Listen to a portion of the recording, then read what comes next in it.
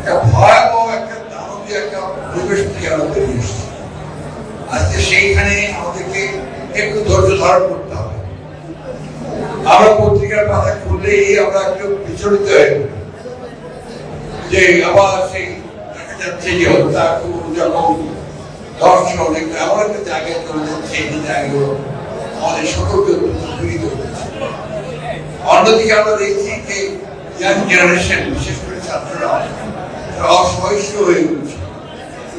আবার দেখছি আপনার যে বিভিন্ন যে প্রতিষ্ঠানগুলো আছে, অর্গানাইজেশন আছে, তাদের কর্মীরা তারাও তাদের দাবি দেওয়ার জন্য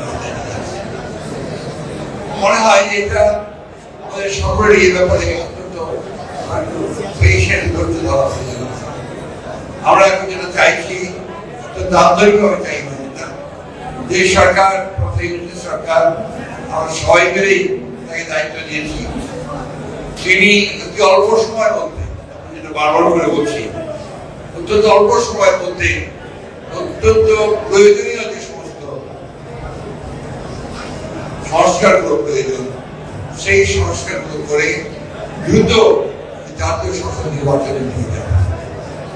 কারণ আমরা যেটা লক্ষ্য করেছি অতীত অভিজ্ঞতা থেকে, যত দেরি হবে তত বেশি আবার এই বাংলাদেশের পক্ষে শক্তি, সেই শক্তি পরাজিত করার জন্য এই বৃদ্ধ শক্তি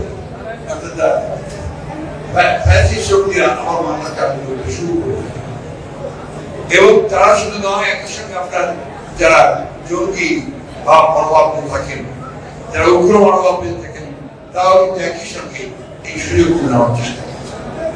আজকে তাই আমরা মনে করি যত দ্রুত নির্বাচন হবে, যত দ্রুত জনগণের নির্বাচিত প্রতিনিধিরা পার্লামেন্টে আসবেন, পার্লামেন্টে এসে তারা একদিকে দেশ পরিচালনা করবেন, অন্যদিকে তার অন্য যে বাকি সংস্কারগুলো রয়েছে যেটা প্রয়োজনীয়, তার বড় প্রয়োজন, সেটা আমরা সবাই মিলে একসাথে করতে পারি। আমরা বাংলাদেশ জাতীয়তাবাদী দলের পক্ষ থেকে এটুকু বলতে পারি, we are committed to reform। আমরা সংস্কারের ব্যাপারে আমরা প্রতিশ্রুতিবদ্ধ। আমরা 21 দফা দাবি 2 বছর আগে দিয়েছি, যখন এই সংস্কারের কথা কেউ ভাবেনি। সেই সংস্কারগুলোর সঙ্গে আজকে গড়ে আসছে, সেই প্রস্তাবগুলোর খুব একটা পার্থক্য দেখা যাচ্ছে।